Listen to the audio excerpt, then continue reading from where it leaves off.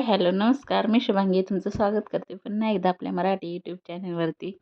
तर इकडं सकाळची मी जी माझं चपाती भाजी वगैरे सगळं झालेलं आहे आवरून. तर आता मग हे माझा कपडे आहेत ते मशीनला लावायचे आहेत, कारण खूप सारे कपडे होते. मग आता इकडं मी कपडे वगैरे लावून घेते आणि अंघोळ वगैरे माझं सगळं झालेलं आहे, आवरलेलं आहे. तर इकडे मशीन लावण्यासाठी मला इकडं मशीन ओढून घ्यायला लागते बाथरूमच्या आणि टॉयलेटच्या मध्ये, कारण तिकडे नळ नाही आहे. मग बाथरूमचा जो नळ आहे तोच मला मशीनला लावावा लागतो आणि जे पाईप आहे ते पाणी म्हणजे बाहेर सोडायचं ते टॉयलेटमध्ये सोडावं लागतं. तर इकडे मी मशीन लावून घेते. त्यासाठी लिक्विड आहे ते मी टाकते. हे लिक्विड आहे ते म्हणजे आमच्या इथं लोकल जे दुकान आहे तिकडे भेटतं, तर तिकडूनच मी आणलेलं आहे. तर इकडे मी आता मशीन आहे ती लावून घेते आणि बाकीची जी कामं आहेत ती करून घेते. एकदा मशीन लावली म्हणजे टेन्शन नाही, बाकीची कामं होईपर्यंत मशीन आपली होऊन जाते.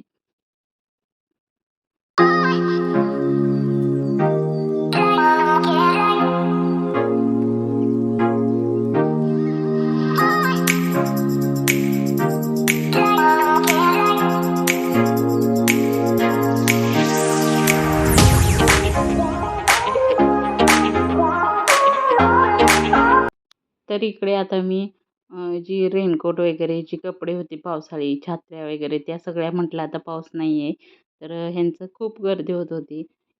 त्यामुळे म्हटलं ते एका पिशवीत भरते आणि ते बेडमध्ये ठेवून देते. तर तिघांचे जे रेनकोट वगैरे आहेत त्यांच्या मी आता घड्या घालून ठेवत आहे आणि म्हणजे दिशवारो आणि मिस्टरांचे जे पॅन्ट वगैरे आहे रेनकोटची किंवा छत्र्या वगैरे आहेत. नंतर स्कूल बॅग्स आहेत, त्यांचे कवर्स आहेत. असे जे काही आहेत म्हणजे ज्या रेनकोट वगैरे, तर ते आता म्हटलं की तर ते सगळं मी आहे ते एका पिशवीत भरून बेडमध्ये ठेवून दिलेलं आहे आणि आता इकडचं जे आपलं कपाट आहे टी व्ही खालचं छोटंसं, तर ते म्हटलं पुसून घ्यावं, कारण खूप धूळ साठते. 1-2 दिवसाआड तरी मला ते पुसून घ्यावं लागते, नाहीतर खूप अशी धूळ आहे ती साठून राहते.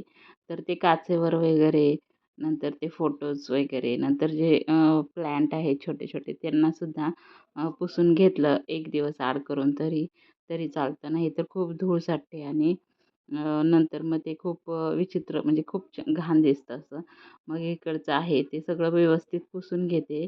जो छोटं कपाट आहे माझं ते आणि नंतर जे फोटो आहेत ते सुद्धा व्यवस्थित पुसून घेतलेले आहेत आणि जे प्लांट आहेत छोटे-छोटे त्यांनासुद्धा थोडंसं झटकून घेतलेलं आहे. नंतर इकडे जो छोटा टिपॉय आहे, तिकडे मुलींची बुक्स, नोटबुक्स वगैरे असतात, तर त्याच्यावरही एक हात मारून घेतलेला आहे आणि इकडे जे फोटो फ्रेम्स ते थोडे लावलेले आहेत. नंतर आर्याचे जे मेडल्स आहेत जे भेटलेले तिला कराटेमध्ये, त्यांच्यावरून सुद्धा एक हात असा फिरवून घेतलेला आहे आणि जे खिडकीजवळ जे थोडंसं आहे तिकडे सुद्धा मग मी असा एक हात मारून घेते, जेणेकरून तिकडे धूळ वगैरे साठणार नाही. तर आता हे सगळं झाडून झाल्यानंतर बेडशीट वगैरे सगळं व्यवस्थित करून झाल्यानंतर तर इकडे मी कचरा काढून घेत आहे. तर कचरा तुम्ही म्हणाल एवढा कचरा रोज कसा आणि हे काळं-काळं काय आहे? तर आमच्याकडं जेन आहे. जेन म्हणजे जे असतं ना ते काळं ते एकदम ह्याचं अ, मेंढ्या असतात त्यांच्या केसापासून जे बनवलेलं असतं तर ते आहे. ते रोज आम्ही रात्रीचं अंथरतो. त्यामुळे काय होतं त्याचे छोटे-छोटे जे केस आहेत ना ते पडतात. त्यामुळे रोज असा काळा कचरा आणि केस असल्यासारखं सगळं जमिनीवर पडलेलंच असतं. त्यामुळे हे जे चेन आहे त्यामुळे त्याचं केस असतात ना ती बारीक-बारीक ते आता पडतायत आणि सगळं जमिनीवर असं वाटते की खूप सारे केस पडलेले आहेत. तर आता मी हॉल वगैरे सगळं स्वच्छ करून ठेवलेलं आहे. तर इकडे आता किचनमध्ये आलेले आहे. कारण सकाळी तिघांचे हे डब्बे, त्यांचा नाश्ता, चहा, पाणी, दूध वगैरे काय असेल ते करून देते. आधी त्यांना पाठवते स्कूलला, त्यांना मिस्टरांना कामावर आणि नंतर मग माझं काय आहे ते आवरायला मी घेते. तर इकडे रात्रीची जी भांडी घासून धुवून ठेवलेली होती, तर कधी सकाळचा वेळ भेटला तर मी ती लावून घेते. नाहीतर मग नंतर सगळं आवरल्यानंतर भांडी वगैरे लावून घेते. तर इकडे भांडी वगैरे सगळी लावून घेतलेली आहेत. लगेचच मग इकडे जो किचन ओटा आहे तो पण पुसून घेणार आहे. आणि चवळीची भाजी बनवलेली, तर त्यातलं थोडं चवळी राहिलेली आहे म्हणून ती एका डब्यात काढून फ्रीजमध्ये ठेवून देते. तर इकडे चपातीचा डब्बा वगैरे सगळं तसंच राहतं. आधी त्यांना बाहेर पाठवून देते आणि नंतर मग माझं असेल तसं हळू काम चालू असतं. तर इकडे ज्वारीचं दळण आहे ते दळून आणलेलं, पण तो पिठाचा डब्बा आहे तो घासायचा होता म्हणून मी त्याच्यात भरलं नव्हतं. तर बघितलं तर थोडंच पीठ होतं. मग ते पीठ आहे ते त्या दळणामध्येच परत ओतून दिलं. म्हटलं ती चाळण आहे ती पण घासून ठेवावी. म्हणजे 15 दिवसातून एकदा तरी डब्बा, चाळण वगैरे घासून मी ठेवते. तर इकडं सगळी भांडी आहेत ती रिकामी करून घेतलेली आहेत मी. तर आता इकडे भाजी आहे चवळीची वगैरे, ती पण एका बाउलमध्ये काढून घेते, जेणेकरून सगळी भांडी खाली करून घेतली की घासायला बरं पडतं.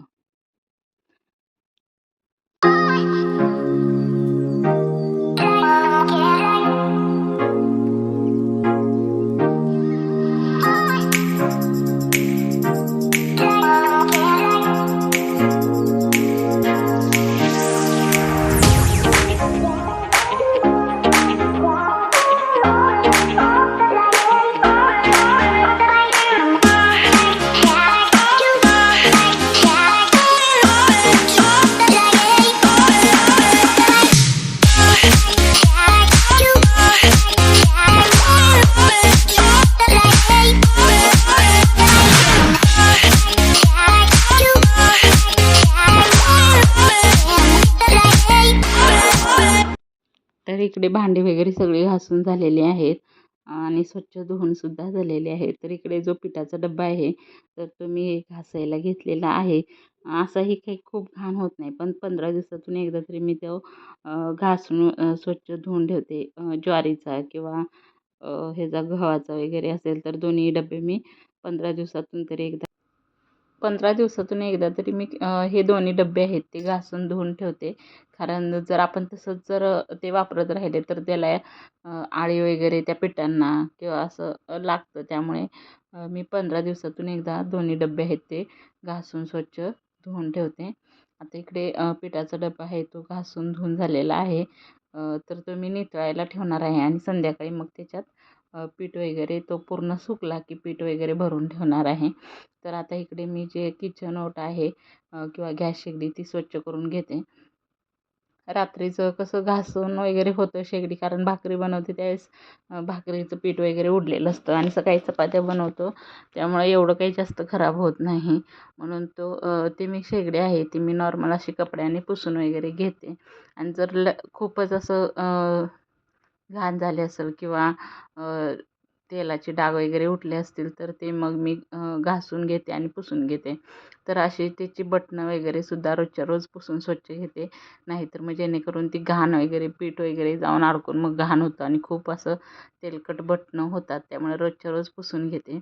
आणि शेगडीच्या खाली आहे असं पाणी टाकून ते सगळं धुवून काढते आणि वायपरने पाणी सगळं काढून घेते. जेणेकरून जर आपण ज्यावेळेस जेवण बनवत असतो तर त्यावेळेस जर एखादं काही म्हणजे जसं आता बघू शकता कांद्याचं टरफल वगैरे असं किंवा जेवण बनवताना फोडणी दिलेली भाजी वगैरे एखादीसुद्धा ती शेगडीखाली गेली की मग तसंच राहतं आणि मग ते कॉकरोच वगैरे येण्याची शक्यता असते. म्हणून शेगडी घालून सुद्धा मी स्वच्छ रोज पाणी टाकून असं वायपरने वाईप करून घेत असते. आणि आता इकडे मी झाडं आहेत तर झाडांनासुद्धा आता पाणी घालावं लागतं रोजच्या रोज. पहिलं कसं पावसाळा होता त्यामुळे एवढं काही नाही, पण आता खूप ऊन पडायला लागलेलं आहे. त्यामुळे रोज झाडांना पाणी मी घालते. माझी कामं इथली आवरली की पटकन तिथंच मग लगेच झाडांना पाणी घालून घेते. नाहीतर परत एकदा राहिलं की मग दिवसभर ते राहून जातं. आणि ते बॉटलमध्ये एक प्लॅन्ट आहे मनी प्लॅन्ट, तो सुद्धा असं उन्हाला थोडा ठेवते थोड्या वेळसाठी. आणि तिकडून कसं खूप उजेड पडतो आहे विंडोतून त्यामुळे तुम्हाला ते दिसत नाही आहे. तर अशा प्रकारे माझं किचन ओटा वगैरे सगळं क्लीन झालेलं आहे. सगळी कामं पण झालेली आहेत. आता फक्त ती कपडे आहेत ही ती काढायची कालची, त्यांच्या घड्या वगैरे घालून ठेवायच्या आणि जी कपडे नवीन धुतलेली आहेत ती परत इकडे सुकत घालते. तर मग अशा पद्धतीनं रोजचं रुटीन आहे ते चालूच असतं. रोज ह्या प्रकारे रुटीन मी करते म्हणजे जर माझी कामं आहेत ती पटकन होऊन जातात आणि सगळं व्यवस्थित मॅनेजसुद्धा होतं.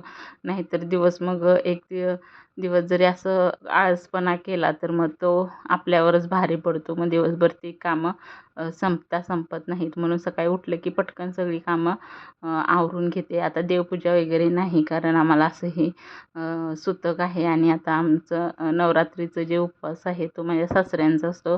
तर गावालाच सगळं ते पूजा वगैरे असते. पण आता गावीसुद्धा नाही, कारण आम्हाला सुतक आहे, त्यामुळे देवपूजासुद्धा वगैरे काही नाही. जी कामं आहेत रोजची, कपडे, भांडी, लादी, जेवण वगैरे हेच आहे. देवाचं तरी अजून 4-5 दिवस तरी अजून नाहीच आहे काही. मग सुतक फिटल्यानंतरच मगच देव वगैरे सगळे स्वच्छ घासून वगैरे सगळं स्वच्छ करून घेईन.